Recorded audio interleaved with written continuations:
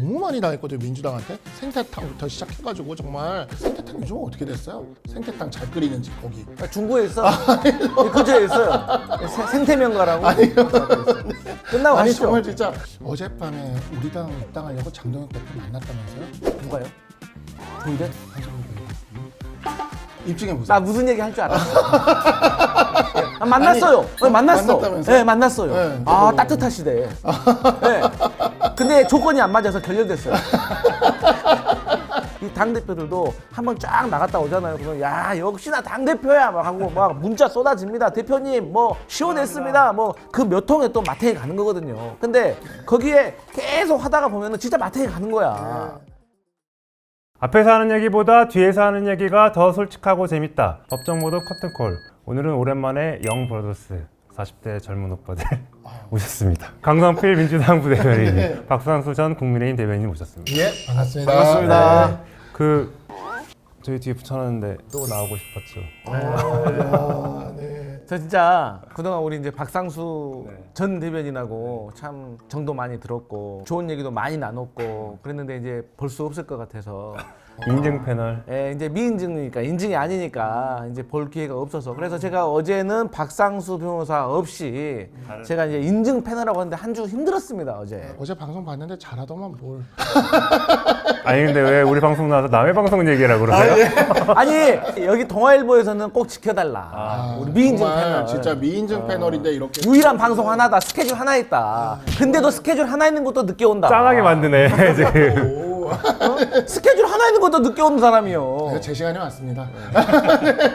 자 넘어가시죠 일단. 네. 어제 이제 그 법사위가 좀 시끄러웠잖아요. 조희대 대법원장의 대선 개입 의혹을 가지고 이제 청문회를 30일에 연다고 해요. 부 대변인도 아시겠지만 네. 이게 원내 지도부랑 법사위에서 상의를 하고 한 건가요? 제가 어제 계속 방송에서 물어봤던 게 이거 지도부하고 상의한 것인지 아닌지를 확인해 봐야 된다. 근데 지금까지도 확인이 안 되고 있습니다. 이 말은 뭐냐? 세 글자로 정리할 수가 있습니다. 압박용. 압박용. 압박 차원이다. 조이대이 너 나쁜 놈! 너 빨리 정신 차려라. 사퇴해라. 뭐 이런 압박의 일환이 아닌가라고 생각을 하고 왜 조희대 대법원장을 사법부의 네. 수장을 네. 왜 압박하고 사퇴하라 그럽니까? 수장이 뭐 성역인가요? 아니, 수장도 잘못하면 내려와야지요. 아니 그러니까 지금까지 80년 역사에서 대법원장을 그만두라 하는 정부 여당이 없었어요. 대통령도 한때 처음 탄핵된 적이 있었어요. 지금 그래서 사법부 수장을 막 입법부가 막 교체하고 행정부가 교체하는 아니, 전례를 아니. 만들겠다? 아니요. 어? 전례를 만들겠다? 국민이. 국민이 아니죠. 왜? 나 국민인데. 아니 그게 내가 뭐 해외 동포요? 아니 국민이 그렇다고 하더라도 뭐 그러면 뭐 지금 이재명 대통령이 50%를 넘은 득표율을 얻은 건 또 아니잖아요. 아이고 50% 넘었으면 어쩔 뻔했어. 아니, 50% 50%못 넘었잖아요. 넘었으면은 60% 얘기. 아니 근데 이재명 대통령하고는 이제 전혀 상관없이 우리가 당이 싸우고 대통령은 일만 하시라가 우리 첫 번째 투트랙 작전이었잖아요. 강유정 대변인이 원칙적으로 공감한다 했잖아요. 아, 그건 잘못했어. 그건 사과해야 돼. 냉정하게 우리가 잘못한 거 잘못한 거야. 사과해야 돼. 됐죠? 아니 아니 오늘 약간 무거고 약간 인사를- 무대포 정신으로 무조건 밀어붙이는데 어떻게 아니 그럼 인사 조치를 하던가. 아니 사과해서 끝날 게 아니라 속기록이로 남았는데 인사 조치를 하던가 그러면. 아 인사 조치 네. 고민해야죠. 한 주 쉬라고 할게요. 아니 뭐 진짜.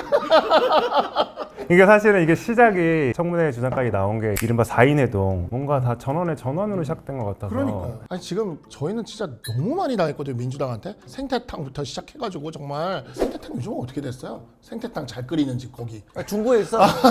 그저에 있어요. 생태명가라고. 끝나고 아니 가시죠. 정말 진짜 이런 거 이제 좀 그만 좀 했으면 좋겠는데, 다른 것도 아니고 사법부의 수장에 대해서 이러는 건 좀 그렇고, 만약에 이게 문제가 될 거면요, 우리 그때 대선 앞두고 이 기일 잡을 때 그때 뭐라 그랬어요? 민주당 일각에서 기각이라고 들었다. 사람이 긍정적으로 아니 살아야지. 그걸 어디서 들었어? 기각이라는 이야기를 법원에서 들었다는 이야기까지 제가 그때 들었어. 그러니까 어디 썰 들은 거죠. 근데 거의 뭐 확실하다는 식으로 계속 아, 얘기했잖아요. 원래 얘기할 때 확실하다는 식으로 다 하죠. 진짜 그러니까 그런 식으로 정치를 하시는 거는 야당이다. 근데, 네. 여당이잖아, 여당. 그때 야당이었잖아 우리. 아니 뭐 진짜. 아니 그래서 네. 4인 회동 4인 회동. 근거가 있는 거예요? 그 4인 회동과 관련해 가지고는 두 가지의 결이 있잖아요. 이번에 유명세를 탄 열린공간 TV 예, 거기에서 뭐 제보를 받았다는 거. 다른 하나는 서영교 의원이 윤석열 정부 민정라인의 고위직에게 전원의 전원. 이거잖아요. 두 갈래가 있는 거예요. 근데 저는 그래도 5월에 열린 공간에 그 얘기가 나왔을 때는 저는 믿지 않았어요. 제보, 발원지가 윤석열, 장모의 측근의 동거인. 이 동거인이 뭔데? 그냥 뭐 일반 시민이잖아요. 그렇기 때문에 그때 당시에는 그게 크게 확산되지 않았던 것 같아. 근데 저는 이번에 민정 고위직이라고 하니까 고급 정보에 접근할 수 있고 그 사람들의 말에 신뢰할 수가 있잖아요. 거기에 대해서 좀 신뢰를 했는데 결론은 의심하고 있는 서영교 부승차는 좀 더 객관적인 증거를 내놔야 될 의무가 있다. 사실이 아닌 것으로 나중에 판명이 된다면 정치적으로든 뭐 필요하다면 법적이든 아니면 당에서든 책임을 물어야 된다 라고 생각을 해요. 또 두 가지 트랙에서 의심을 받고 있는 조희대 대법원장도 본인의 결백을 입증할 노력을 해야 된다. 우리 민주당이나 많은 국민들은 조희대 대법원장에 대한 신뢰가 떨어진 상태이기 때문에 그 신뢰를 회복하기 위해서 본인도 나름의 역할을 좀 해야 될 필요가 있다. 저는 딱 그 상황입니다. 어젯밤에 우리 당 입당하려고 장동혁 대표 만났다면서요? 누가요? 조희대? 강석일 대표님. 입증해 보세요. 나 무슨 얘기 할 줄 알았어. 만났어요. 네, 만났어. 만났다면서요? 네, 만났어요. 네, 아, 저도- 따뜻하시대. 네. 근데 조건이 안 맞아서 결렬됐어요.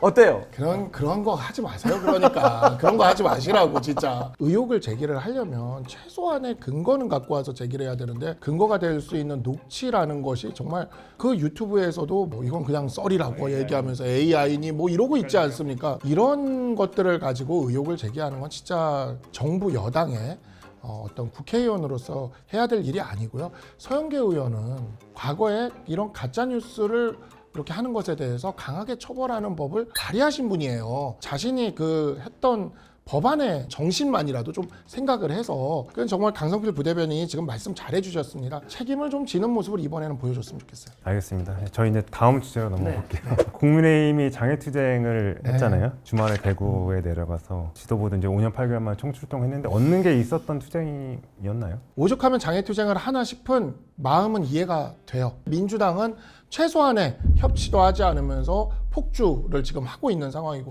이재명 정부 역시 마찬가지죠. 그러면 야당으로서 우리가 무엇을 할 수 있냐 했을 때 국민들 속으로 들어가서 국민들을 조직해내고 그 국민들과 함께 장애투쟁을 한다라는 것, 저는 지금 시점에서 야당이 할 수 있는 일이라고 생각을 해요. 그런데 전략이라던가 국민들에게 보여지는 모양새라던가 너무너무 좀 부족했던 집회였다 라고 생각을 합니다. 2008년에 민주당을 한번 생각을 해보면요, 당시에 이명박 정부 압도적으로 대선에서 이겼습니다. 이재명 정부처럼 50% 미만으로 이기고 그러지 않았어요. 당시 민주당의 의석은 고작 79석이었습니다. 대선에선 참패했죠. 국회는 79석밖에 없었죠. 근데 이 광화문을 광우병 선동으로 꽉 채웠습니다. 그때 민주당은 잊지도 않은 광우병을 가지고 그렇게 했어요. 잊지도 않은. 지금 광우병 누가 걸렸습니까? 이런 거 해가지고 이 광화문을 꽉 채웠다고요. 이명박 정부를 흔들었습니다. 지금 우리는 재료가 차고 넘쳐요. 이번 주에 대한민국의 검찰이 사라집니다. 정부조직법 개정안 본회의에서 통과시킨다고 하죠. 대한민국 역사 80년의 역사에 대법원장에게 정권과 국회가 나가라고 내쫓으라고 얘기한 적 없어요. 사법부의 독립이 이렇게 흔들린 적이 없습니다. 3,500억 불을 주면요, 제2의 외환위기가 온다 그래요. 광우병은 잊지도 않는 선동이었다면 3,500불은 현존하고 실존하는 위협입니다. 이런 주제 중에 한 개만 국민들한테 정확하게 꽂혀도요, 당시 79석의 민주당보다 강력하게 의사들을 모아낼 수가 있습니다. 저는 이 집회가 그러한 집회가 되기를 원하는데 현실은 성조기 흔들고 찰리 커크 얘기하고, 찰리 커크 저도 안타까워요. 근데 3,500억 불은 그냥 눈에 보이는 거고 찰리 커크 일을 왜 우리가 공부해 가면서까지 해야 되는지를 지금 그 상황을 만들고 있고, 국민들이 싫어할 주제들을 가지고 국민들을 모을 생각을 하는 거는 좀 많이 전략적으로 미스다. 아니 뭐 이명박 대통령 월등하게 정동영 후보를 이기고 대통령 된 거 맞습니다. 그럼 왜 윤석열 전 대통령이 이재명 당시 후보 근소하게 꺾고 이긴 그때 퍼센트는 얘기 안 해요? 윤석열 전 대통령은 뭐 50% 넘었어요? 왜 그 얘기는 안 해요? 아니, 불리하니까 지금 나지. 이명박 대통령 때의 그 민주당의 오케이, 투쟁을 좋아, 얘기하는 좋아. 거잖아요. 이미 지금. 형의 당황한 얼굴로 대답을 했어. 자, 중요한 것은 지금 장애투쟁에 대해서 어떻게 생각하냐잖아요. 우리가 장애투쟁의 기술에 대해서 이제 알려드릴게요. 근데 좀 기술? 많이 알고 계시는데 당대표실도 있었고 원내대표실에 있을 때 장애투쟁에 대해서 항상 그때마다 야당 때 고민을 했었어요. 그러면 장애투쟁을 나갈 때 아젠다를 쫙 깝니다. 근데 그 중에서 뭐를 고르냐면 첫 번째 조건은 국민들이 이 논쟁에 대해서 금방 이해할 수 있느냐 없느냐. 그게 가장 중요합니다. 아무리 정의로운 주제라고 하더라도 복잡하면은 이 세법 개정해버리면은 준연동형 비례대표 옛날에 계산을 할 수가 없어. 나쁜 놈이긴 한데 이거 뭐가 나쁜데 얘기해봐. 그럼 말 못하거든. 예, 그래서 확산이 안 됩니다. 두 번째가 공감이 가야 되는 거예요. 당시에 이제 쇠고기 파던 선동이라고 하는데 이거는 우리 건강에 대한 치명타를 입히기 때문에 공감이 내 문제라고 생각하는 거예요. 요즘 다 이익 투표를 하잖아요. 마찬가지로 그런 측면에서 따진다고 하면 지금 국민의 힘은 좀 더 구체적인 깃발을 들었어야 된다. 뭐 예를 들면 노란봉투법을 폐지하라든지 노란봉투법을 폐지해야 되는 1번, 2번, 3번에 내용이 나오잖아. 그런데 이거는 지금 내가 피켓 보니까 입법 독재야. 입법 독재라는 것은 너무 추상적인 거예요. 추상적이죠. 대통령 취임한 지 100일 이제 지났는데 무슨 독재야. 그리고 이게 구체적인 또 실행 계획도 뭐가 잘못됐냐면 대구 간다고 했어요. 대구는 당연히 자기들 텃밭이니까 사람들 많이 모으고 거기서 막 열광하겠지. 중도층이 많이 있는 충남으로 올라온다거나 서울 같은 데 올라오잖아요. 동력이 확 떨어질 거예요. TK, PK는 현역들 많으니까 동원 잘 되지. 근데 수도권 한다? 수도권에 뭐 현역 의원 몇 명이나 있어요. 제가 봤을 때 딱 수도권까지 하고 그냥 들어와야 된다. 그게 살아날 길이다. 만약에 못 들어온다 그러면은 이거 동력 계속 떨어져서 그 다음은 아시죠? 단식하고 삭발해야 되는 거. 그렇기 때문에 또 떨어지네. 또 떨어져. 뭐 실로 땡기는 거야 지금? 하여튼 장애투쟁은 저렇게 떨어진다. 동력은. 알겠습니다. 네. 이번에 이제 정청래 대표 얘기 한번 해볼게요. 그러니까 장동혁 대표랑 정청래 대표가 최근에 이른바 그 똘마니 설정 두 분이 보시기에는 이런 뭐 논쟁이 어떠셨나요? 집회를 지금 하고 있는 상황에서 똘마니 같은 말이 중심이 되면 우리 집회 힘들어집니다. 메시지 중심으로 가야 되거든요. 국민들 마음에 딱 타격할 메시지 중심으로 가야 되는데 똘마니가 너무 세니까 딴 거 다 나머지가 묻히죠. 다 덮여요. 다른 지금. 메시지가 묻히죠. 네, 다른 메시지가 다 덮이는 사태가 그것만 벌어져요. 기억나죠. 이러면 민주당은 오히려 좋죠. 똘마니란 단어 하나에만 집중하면서 저열하게 끌고 가면 그냥 그만이거든요. 이런 건 우리가 좀 조심해야 된다라는 생각이 듭니다. 똘마니라고 해버리니까 바로 똘마니에 라인 하나 맞춰주니까 바로 쫙 똘마니로 가버리잖아요. 제가 자주 말씀드리는데 야당 대표가 빛나는 순간은 딱 두 장면이 있습니다. 첫 번째가 영수회담, 대통령 옆에 섰을 때, 대통령에게 당당히 할 말 할 때, 나머지 두 번째가 장애투쟁 나가서 무대 위에 서서 연설을 할 때 지자의 환호를 받을 때가 당수로서 정말 빛나는 거죠.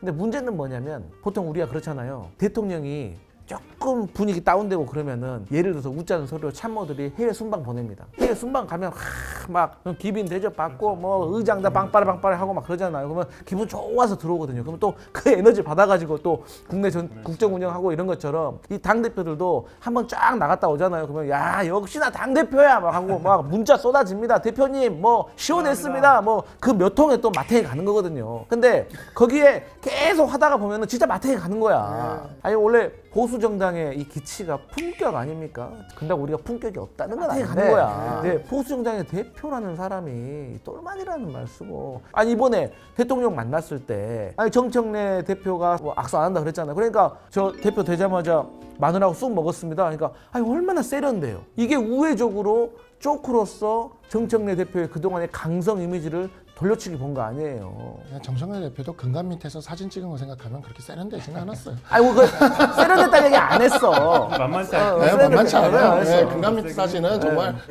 참 성구스럽습니다. 이재명 대통령 이제 뉴욕을 출국해가지고 지금 유엔에서 데뷔전을 치르고 있는데 어제 나왔던 메시지였는데 에이펙 정상회의 앞두고 대한민국 세단장 주관이라면서 전 국민이 대청소 운동을 당부하고 떠났잖아요. 저는 그 약간 새마을 운동 느낌도 나고 이게 진짜 청소하라는 건가? 쓸고 닦아야 돼 저희도? 아니요. 하고 싶은 사람은 해라. 근데 예를 들어서 우리 황 기자님이 박 대변인하고 나하고 초대를 했어.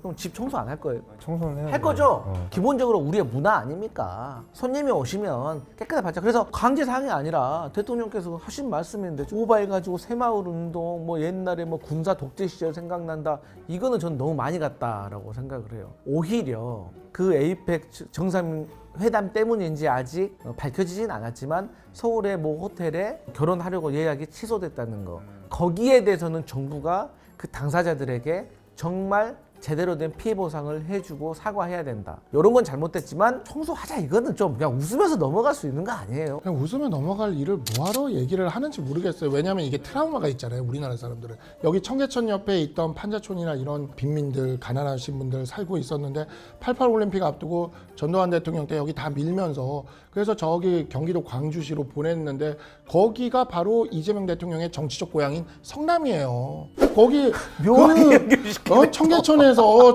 그렇게 그 88 올림픽 때문에 이렇게 청소하라 그러고 외국인한테 보여주면 안 된다 그래서 그 성남시를 정치적 고향으로 가지신 분이 그 트라우마를 건드리는 제가 어제 SNS 돌아다니다 보니까 벌써 그 얘기가 나오더라고요. 가난한 집들 밀어붙이고 다 성남시 같은데 강제 이주시키고 그것도 하지 그래? 이런 말이 벌써 나와요. 근데 나온다고 그게 다 맞는 말은 아니에요. 보수 지지자가 제가 SNS 다니다 보니까 보수 지지자가 올리는 게 아니라 민주당을 지지하는 사람들이 그런 걸 올려요. 어떻게 알아요? 민주당이 지지하는지. 아니 그동안 그 사람이 쓰는 SNS 글을 보면 알지. 그렇게 한가해요? 그거 다 보고 있었어요? 저는 그런 거 이제 정치의 문법이 바뀌고 있다고 바뀌고 있어요. 그러니까 너무 과거에 머물러 있지 마. 이제 좀 와 이제. 알았어. 그리고 이제 두 번째 관심은 3,500억 불 얘기 나왔지만 이제 관세 협상을 언제 마무리할 거냐. 저 위성락 실장 얘기로는 에이펙 전에는 마무리해야 된다. 약간 이런 얘기도 했는데 이번에 좀 정리가 될 수 있을까요? 저도 이제 고위층들에게 막 물어봐요. 기회 있을 때마다 어떻게 할 거냐, 카드가 있냐. 고위층에서 협상의 실무 고위 라인들은 나름대로의 몇 가지 카드에 대해서 고민은 하고 있다고 하더라고요. 근데 이걸 내가 너한테 어떻게 알려주냐. 솔직하게 어제 내가 오픈 받은 거거든요.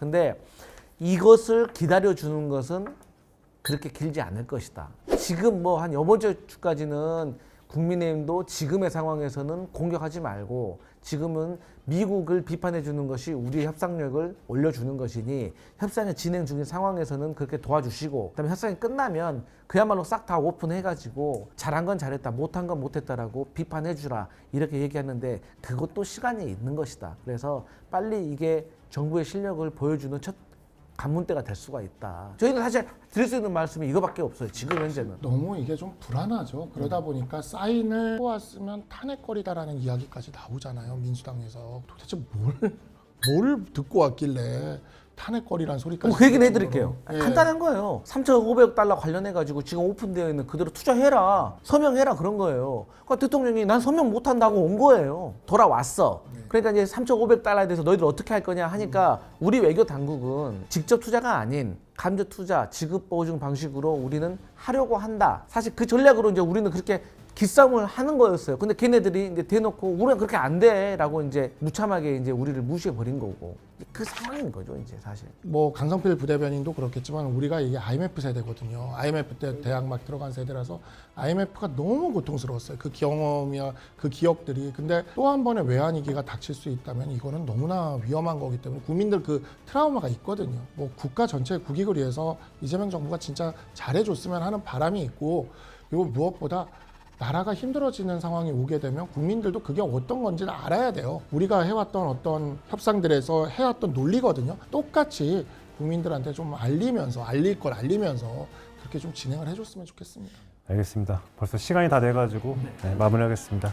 오늘의 커트콜은 여기까지입니다. 좋아요, 댓글, 구독, 알림 설정 부탁드립니다. 감사합니다. 맞습니다. 감사합니다. 오늘 너무 열띠게